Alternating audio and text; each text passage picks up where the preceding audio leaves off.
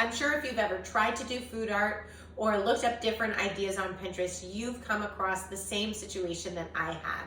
And that is that most of the food art crafts include tons of sugar and fruits and all the things that kids maybe don't have such an aversion to eating. Whereas it's a little bit harder to find vegetable crafts that are appropriate for younger children that also incorporate opportunities to get them to explore different kinds of food by the touch, by the smell, and maybe, if you're lucky, by the taste. So today I want to show you a super simple craft that's just a little sweet treat for your child at the holidays. And I also want to show you how to build a veggie train. It's a great way to practice food exposure without requiring your child to eat the food that they're preparing. It's really important to make sure that you create a safe space for your child to explore new foods, especially if they are prone to having a gag reflex or really having an aversive meltdown tantrum reaction to the presence of new foods in their space. Now I'm gonna guess that for a lot of you, those new foods include either different kinds of meats that are hard to chew or different kind of vegetables that are also hard to chew but maybe smell a lot different than the sweet things that your child is gravitating towards. So the first super simple craft that we have is making a Santa hat. Okay, so the way we're gonna do this is we just need one strawberry and we need a grape, probably a big size one grape, and then just a little slice of banana. Now, if you can guess about what that looks like,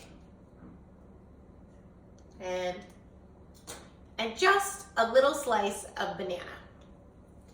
The way we're going to prepare it is to cut off the top of the strawberry, put our piece of banana as the second tier. This is going to serve as kind of the white part that goes around the Santa hat, and then put our grape right underneath it. Now, I'm realizing that my strawberry is a little bit too big for the puff of my Santa, so I'm going to take a different one that's a little smaller just to make sure it lines up a little better. Okay, so you should have 3 pieces. You can already see that it's starting to look like a little cute Grinch Santa. And then next, just take your skewer and push it through the grape, then the banana, and then the strawberry. Now, if your child doesn't like any one of these things, that's okay. You can still use them to make the little Grinch Santas, but this is a great opportunity as they build it to practice exploring the food. And maybe it's the banana that feels a little bit too sticky and smushy, so you want to have a wet paper towel nearby so they can wipe off their hands. If it's not the sticky part, but the smelly part, or the new food that's aversive, just encourage them after they touch it, if they're ready, to try to smell it, and then label what the smells are. Like, this strawberry smells sweet. Or if you get to the grape, I don't really smell anything. Maybe the skin is holding in all the smells, and then that could be an opportunity for you to say, let's open the grape, let's see what's inside. And when you slice it open, now, it still doesn't really smell very much. Let me see what I could do next. And then model, but it tastes sweet. Go through these steps one by one. You don't have to get all the way to eating, but what you're doing is starting the process of modeling safe food exploration.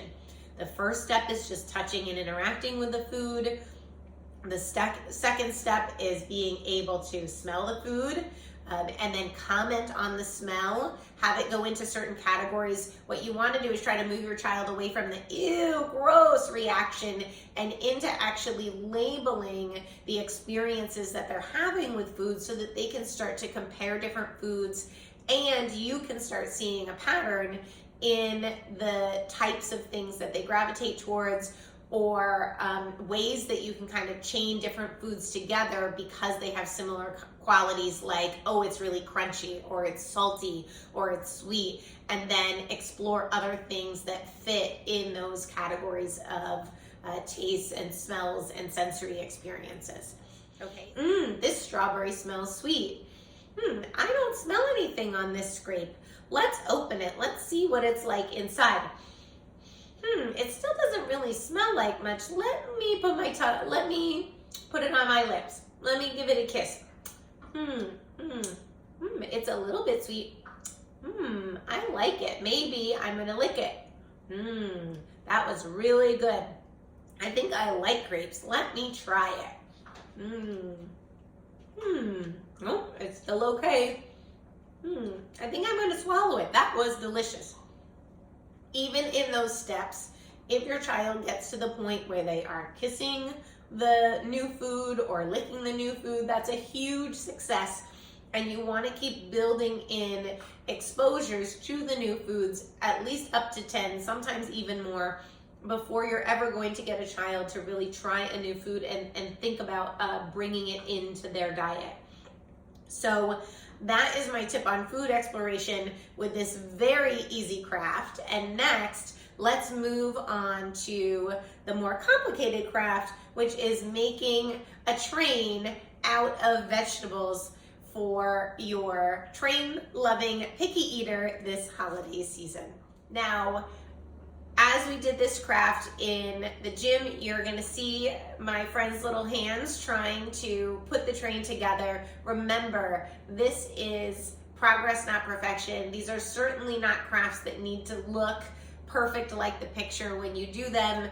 They're really just fun ways to get your child touching food, smelling different kinds of food, and working on some fine motor skills in the process. Here are all the ingredients that you need. You really can pick pretty much any kind of vegetable that you have in your space that you want to start introducing your child to.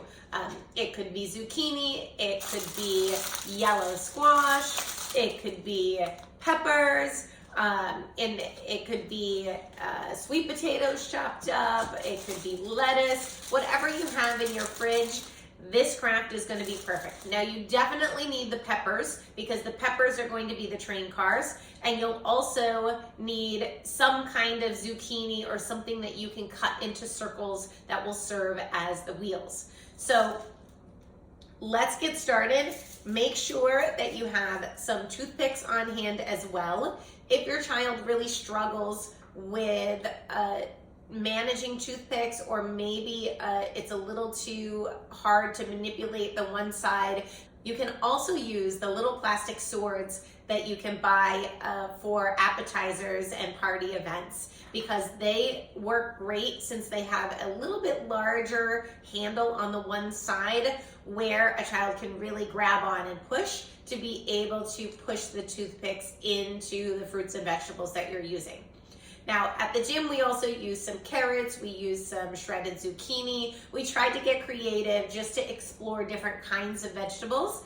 And I'll also show you as we go along what I did to encourage the exploration beyond just assembling the train. So when we made the veggie train, we actually started out with the peppers. And so I pre-cut the peppers by turning them sideways and then just cutting off the lid and cleaning out the seeds so that there'd be an open spot just like a train car. Then I also pre-sliced the zucchini, but if you have a child who's able to help with the slicing, this could be an opportunity for a guided fine motor activity and practicing some bilateral hand coordination. You can help your child slice up the different wheels that they're going to put on the train cars. And next, I also had some baby carrots, some pre-made zucchini noodles, and some grapes. So things that weren't too sticky for the child that I was working with and easier to tolerate to put inside of the train cars. The first thing I had him do was take a toothpick, put a piece of zucchini on, and then push it into the side of the pepper. Now, as he was putting the wheels on the first car, I realized that he was having trouble aligning them, putting them in the right spot to make the car balanced. So on the second car, I pre-gamed a little bit and put the toothpicks just barely inside of the pepper in the right spots on car number 2. Then I had him push those toothpicks in a little bit further so that they would be nice and stable, and add the zucchini pieces to the toothpicks that were sticking out.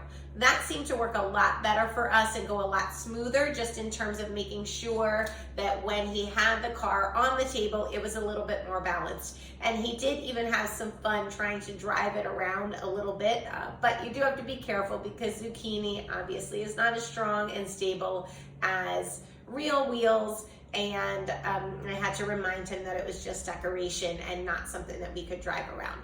He was okay with that. We were able to get through the third train car, and once we had 3 train cars, then we started filling them up with all different vegetables that we wanted to explore. So he did okay with the carrots. We practiced the smelling of the carrots. We practiced kissing the carrot. We didn't get to putting it in his mouth or even licking. He did watch me do the licking, but he was fine just sticking with the kissing part and the smelling part. Then after he filled up the first car, the next were the zucchini noodles. They were a little bit more slimy. They had a little bit stronger of a smell, and he was not into that at all. Once those got on his fingers, he had no interest in putting in a ton of spaghetti noodles, but he did try his best. He put just a few into car number 2 and then was ready to move on to the last car, which was filled with tomatoes. This turned out to be the vegetable that he liked the best because it had a nice skin coating on it. It wasn't sticky, it wasn't wet, and it had a little bit of a smell to it, so we could practice the smelling and the kissing. I also showed him how when you squeezed it, the juice could come out and you could try to smell inside. And I modeled the process of just exploring the tomato. Again, he wasn't super ready to do that on his own, but at least I started the process of showing him the difference between the outside and the inside of the tomato, and the fact that that might also impact the smell and the taste of what he was experiencing. After we got all of the vegetables into the train cars, he was definitely ready to be done with the activity, but he was very, very proud and super happy to show it off to the people in his life that might be excited to see the train that he built.